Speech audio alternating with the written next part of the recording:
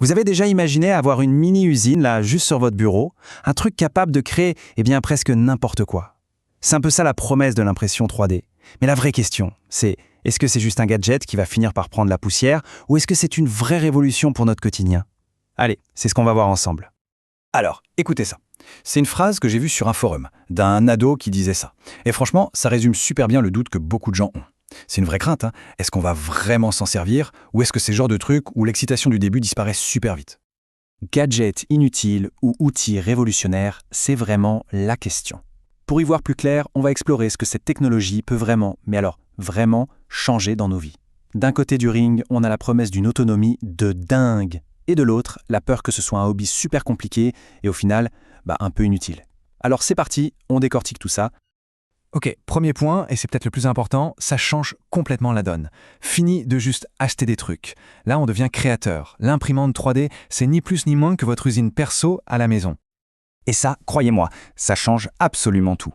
Au lieu d'aller direct chercher un objet sur Internet, on commence à se dire « Attends, et si je le faisais moi-même ?» C'est un vrai déclic dans la tête. Ça donne un pouvoir, une autonomie qu'on n'avait pas avant. C'est assez fou. Bon, on va parler concret. L'utilisation la plus évidente, celle qui parle à tout le monde, c'est la réparation. Et c'est là que l'imprimante 3D passe de gadget sympa à outil carrément indispensable. Alors regardez bien ce chiffre, 37%. C'est énorme. C'est la proportion de réparations qui finissent à la poubelle. Et pas parce que l'objet est fichu, non, mais pour une raison bien plus frustrante.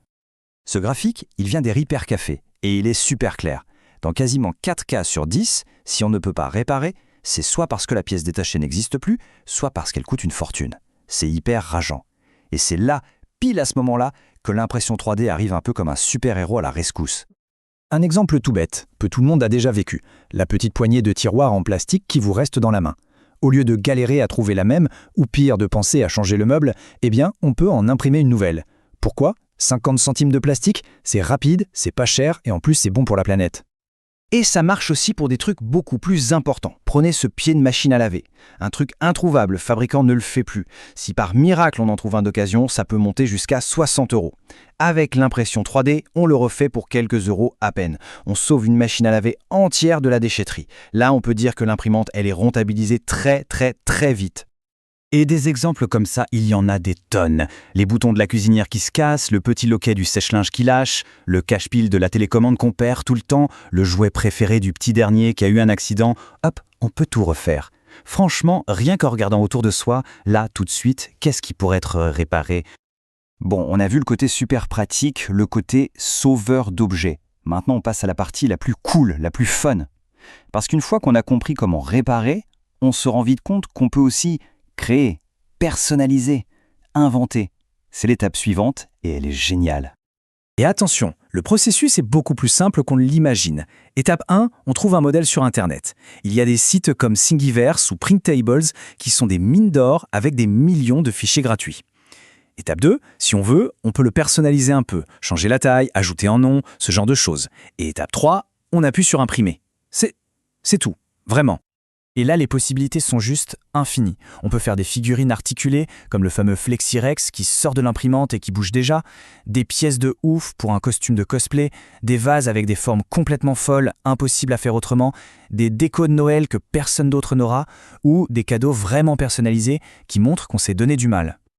Mais être créatif, c'est aussi trouver des solutions aux petits tracas de tous les jours. C'est un peu le paradis du life hack.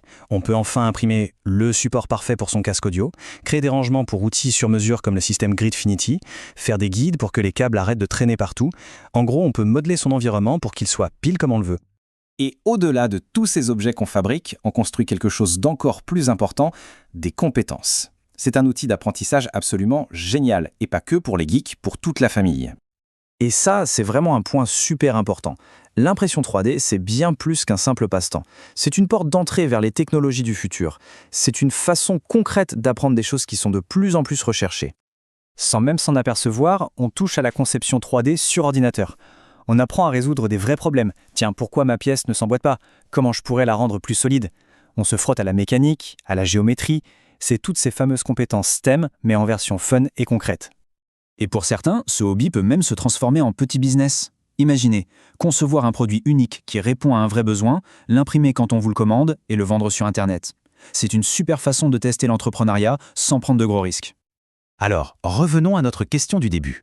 Après tout ce qu'on vient de voir, est-ce qu'on peut encore dire que c'est un simple gadget? Franchement, faisons le bilan, en toute objectivité. Bon, soyons honnêtes, tout n'est pas toujours rose. Oui, il y a un petit temps d'adaptation au début. Oui, les impressions, ça peut être long. Et oui, comme n'importe quelle machine, ça demande un peu d'entretien. Mais en face, les avantages sont juste énormes. L'autonomie de pouvoir créer ce dont on a besoin, les économies qu'on fait, et surtout ce terrain de jeu incroyable pour la créativité. Ça n'a pas de prix. Au final, la meilleure façon de le dire, c'est peut-être ça. On peut imprimer des jouets avec, mais ce n'est pas un jouet, c'est un outil super puissant, super polyvalent, qui change radicalement notre façon de voir les objets qui nous entourent. Du coup, la question, ce n'est plus vraiment de savoir si une imprimante 3D est utile. La vraie question, c'est qu'est-ce que vous créeriez avec? C'est quoi la première chose qui vous vient en tête? Cette fameuse pièce introuvable qui vous énerve depuis des mois? Un cadeau hyper personnel pour quelqu'un?